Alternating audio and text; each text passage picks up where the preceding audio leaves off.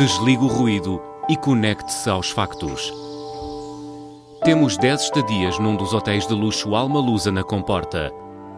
2 adultos, 2 noites.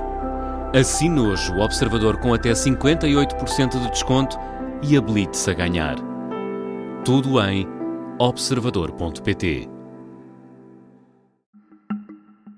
Esta é a história do dia, da Rádio Observador. O que muda na Hungria com a derrota de Orbán e a vitória de Péter Magyar.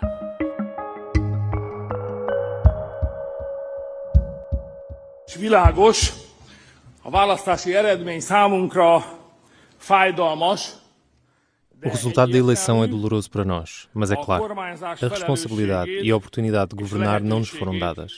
Parabenizo o partido vencedor e agradeço pelo seu trabalho árduo. Gratuláltam.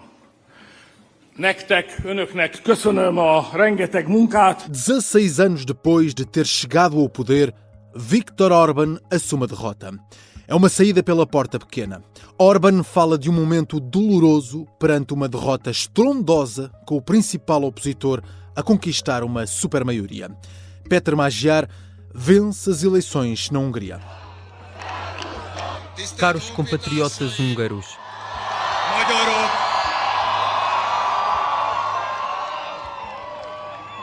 conseguimos.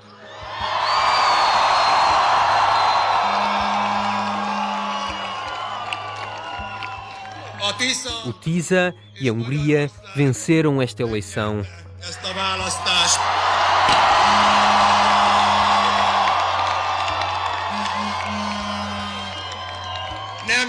Não por pouco, mas por muito, muito mesmo.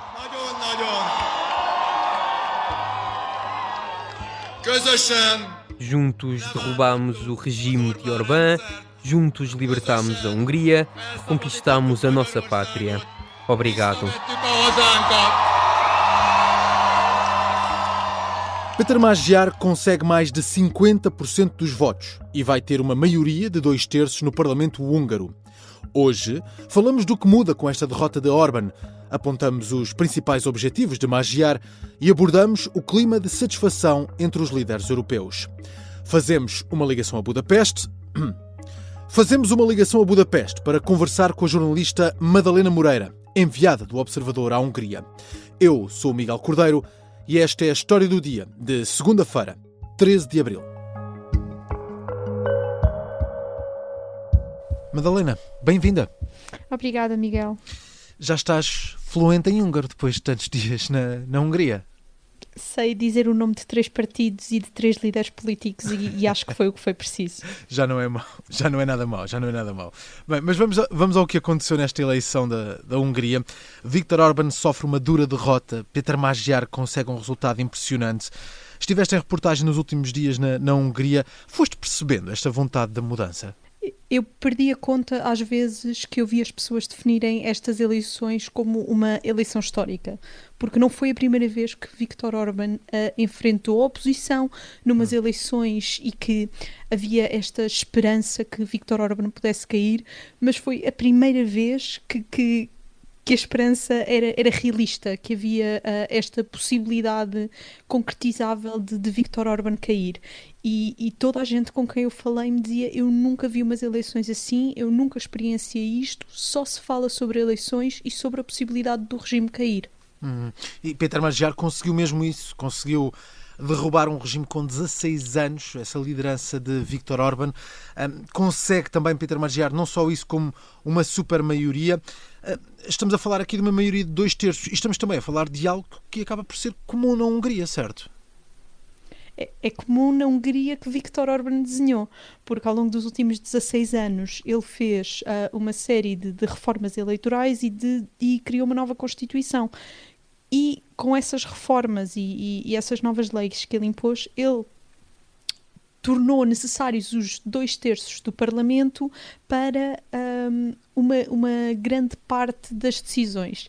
E por isso também mudou o sistema eleitoral para que fosse mais fácil alcançar esses 2/3 e, portanto, facilitar a sua governação e permitir que muitas das leis que queria implementar fossem aprovadas no Parlamento. E, portanto, estes 2/3 tornou-se, ou seja, uma super maioria na Hungria é quase o equivalente em muitos países europeus a uma maioria simples, porque é necessária para aprovar muitas leis. Mas vamos aqui a alguns exemplos. Que poderes é que tem, por exemplo, agora, Péter Magyar com esta super maioria? Se confirmarem estes 2/3 do Parlamento para Péter Magyar, ele basicamente pode reverter todas estas mudanças, como dizia, por exemplo, reformas eleitorais, os novos círculos eleitorais que desenhou Viktor Orbán nos últimos 16 anos, a Constituição, que é uma das coisas que deverá ser uma das primeiras decisões de Péter Magyar, e a partir daí leis mais corriqueiras que nós aqui não daríamos tanta atenção, como leis do trabalho, por exemplo. Vamos tentar conhecer este homem, Péter Magyar. Será o novo líder da Hungria. Quem é que ele é? Como é que chegou aqui? Péter Magyar sempre esteve ligado à política no Fidesz, no partido de Viktor Orbán, mas ele nunca foi a estrela em ascensão da política húngara. Era a sua mulher, Judit Varga, que chegou a ser ministra da Justiça de Orbán. E depois Varga apresenta a admissão em 2024 devido a um escândalo de um perdão presidencial que ela assinou enquanto ministra da Justiça, e Péter Magyar utiliza este escândalo para expor informações que ele próprio tinha enquanto membro do Fidesz na altura, e criar a sua base de apoio para denunciar a corrupção no governo. E depois, desde aí, foi uma ascensão meteórica. Nós estamos a falar de um partido... por exemplo, há 2 anos e meio, Péter Magyar era um membro do Fidesz. O partido é muito recente e em 2 anos concorreu a apenas 2 eleições em que consegue um segundo e agora um primeiro lugar. Mas, portanto, estamos a falar de uma pessoa que tem uma formação em Direito, viveu em Bruxelas, trabalhou em Bruxelas e pertence às elites de Budapeste. Portanto, é ainda mais significativo ter conseguido conquistar os votos numa Hungria que, excluindo Budapeste, é principalmente rural. Sim, mas continua a ser um homem de direita, não tão à direita como Viktor Orbán, podemos dizer assim, mas continua a ser um homem à direita. Nós já vamos falar dessa arrumação parlamentar que fica na Hungria, mas ainda sobre Péter Magyar, quais são as prioridades que tem para a Hungria este homem? Ele fez a campanha inteira focado nos assuntos internos, e aqueles que as pessoas mais deram atenção foi a questão dos transportes públicos, da saúde, da educação. São 3 temas que dizem que Viktor Orbán descurou durante os últimos 16 anos enquanto estava focado em guerras ideológicas e, neste momento, em política internacional, e, portanto, foi nessas 3 áreas que tem um impacto muito direto na vida das pessoas que ele se focou, e as principais promessas dele é de recuperação destas 3 áreas. Agora, no seu discurso de vitória, já tivemos um pescar de olho à União Europeia que ele foi deixando de fora na campanha e que deixou muito claro esta noite. Já regressamos a esta análise às eleições da Hungria. Fazemos por agora uma curta pausa.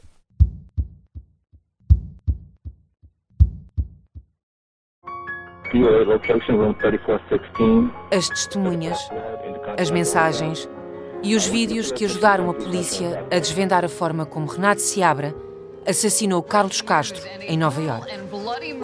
Estes são os bastidores nunca revelados da investigação a um crime brutal. Há todos os dias mortes em Nova Iorque, mas não necessariamente acontecem numa área restrita como o Times Square. Episódio 1. Onde está o assassino do quarto 3416? Os ficheiros do caso Carlos Castro é uma série para ouvir em 6 episódios que faz parte dos Podcast Plus do Observador. É narrada por mim, Joana Santos, com banda sonora original de Júlio Rezende. Os Podcast Plus do Observador têm o apoio da Kia. Estamos de regresso à conversa com a Madalena Moreira. Falemos agora de Viktor Orbán. Ele assume a derrota, fala em derrota dolorosa. O que se espera do futuro de Orbán? Eu falava há uns dias, enquanto estive aqui, com uma professora da Central European University que originalmente foi deputada do Fidesz na mesma altura em que Viktor Orbán entrou para o Parlamento, que dizia que depois de Donald Trump, Viktor Orban é um dos líderes internacionais mais imprevisível e que, portanto, se recusava a fazer previsões sobre o futuro de Viktor Orban, ganhasse ou perdesse as eleições. E, portanto, temos que ter isto em atenção. Mas a verdade é que ninguém esperava que Orban assumisse a derrota tão cedo e de forma tão inequívoca como fez esta noite. E, portanto, é mais uma variável na equação que torna a tentar avaliar o que pode acontecer no futuro de Viktor Orban ainda mais difícil. Sim, nesta nova arrumação parlamentar da Hungria ficam apenas 3 partidos e não há um único deputado de esquerda. Há o partido de Péter Magyar, o partido de Viktor Orban, há ainda um partido de extrema-direita e nenhum lugar para a esquerda. Isso é ainda mais gritante quando pensamos que há 4 anos os partidos de esquerda, numa coligação de 16 partidos liderada pelo Partido da Esquerda, que agora se apresentava novamente a eleições, ficou em segundo lugar e era o principal opositor de Viktor Orban. Portanto, é uma queda acentuada. Temos de pensar que houve aqui uma reformulação destes partidos que saíram fragmentados da coligação falhada de 2022, mas ao mesmo tempo perderam muitos votos, o chamado voto útil para o TISA. Falei com várias pessoas que diziam, ideologicamente, eu sou muito mais à esquerda do que Péter Magyar, mas eu vou votar em Péter Magyar se tivermos uma hipótese de tirar Viktor Orban do poder. E, portanto, o que acontece aqui é que um país que já por si é bastante conservador e bastante à direita, quando se soma a isto um voto útil também num partido de direita, a esquerda desapareceu do Parlamento. Mais do que esquerda e direita, há aqui, e discutimos isto ao longo deste período eleitoral, a escolha que os húngaros também estavam a fazer de ser uma escolha de ligação à União Europeia. Com estes resultados, nós podemos dizer que a Hungria escolheu a Europa? Sim, parece que ficou muito claro essa escolha. Como eu dizia antes, Péter Magyar não fez uma campanha baseada na União Europeia, ou seja, na sua proximidade ou não à União Europeia, mas esta noite deixou muitas mensagens claras e disse com as palavras todas, o povo húngaro disse sim à Europa e anunciou ainda que a Hungria vai aderir à Procuradoria Europeia. Ou seja, ele teve aqui uma estratégia de, sabendo que Orban fazia campanha contra a União Europeia, ele não se quis pôr do lado da União Europeia, mas toda a gente sabia que ele é deputado europeu neste momento, deputado do Parlamento Europeu. Toda a gente sabia que seria um passo diferente, um passo muito distante da posição de Viktor Orban, e esta noite ele fez questão de deixar isso bem claro e de firmar este sim a Bruxelas. E já temos reações de várias figuras, vários líderes europeus, chefes de governo, figuras da União Europeia, e são quase todas estas reações em tom de felicidade. Eu acho que mais do que felicidade é algum alívio dos líderes europeus, porque a Hungria tem sido a principal força de bloqueio dos 27 ao longo dos últimos anos, principalmente dos últimos 4 anos, no que toca aos apoios à Ucrânia. E, portanto, ver aquela que tem sido a pedra no sapato dos líderes europeus a desaparecer, e logo no seu discurso de inauguração, não, mas o discurso de aceitação da vitória, ter o novo primeiro-ministro da Hungria a aproximar-se tão claramente da Europa é motivo de celebração em Bruxelas, claro. E agora? O que é que se vai seguir neste processo de transição? O que é que acontece na Hungria? Como é que é esse processo de transição? O processo de transição agora depende um bocadinho de como é que Viktor Orban vai lidar enquanto ainda estiver em funções como primeiro-ministro, mas esta noite Péter Magyar já deixou muito claro que quer cortar pela raiz o regime de Viktor Orban, o sistema que Viktor Orban construiu nos últimos 16 anos. E, portanto, o que ele exigiu foi a demissão do que se disse ser os fantoches de Orban, incluindo do Presidente da República, e disse que estes sistemas de corrupção que ele tem denunciado ao longo da campanha e que fez disso o centro da sua campanha, quem esteve envolvido nesses, quem roubou o país, disse ele, deve ser responsabilizado. Portanto, há aqui um grande desejo de Péter Magyar regressar à estaca zero, que seria a Hungria que existia em 2009, antes de Orban ter chegado ao poder, mas Orbán, enquanto primeiro-ministro em transição, ainda pode dificultar um bocadinho esta aplicação destes sonhos de Peter Mayer. Obrigado, Madalena. Obrigada eu, Miguel. A Madalena Moreira é jornalista do Observador, enviada à Hungria para estas eleições. O processo de transição deve demorar cerca de um mês e os líderes europeus suspiram de alívio com a escolha do povo húngaro. Depois de 16 anos de uma relação difícil com Viktor Orbán, há uma nova página na ligação da Hungria à União Europeia. Esta foi a história do dia. A sonoplastia é do Artur Costa, a música do genérico é do João Ribeiro. Eu sou Miguel Cordeiro. Até amanhã.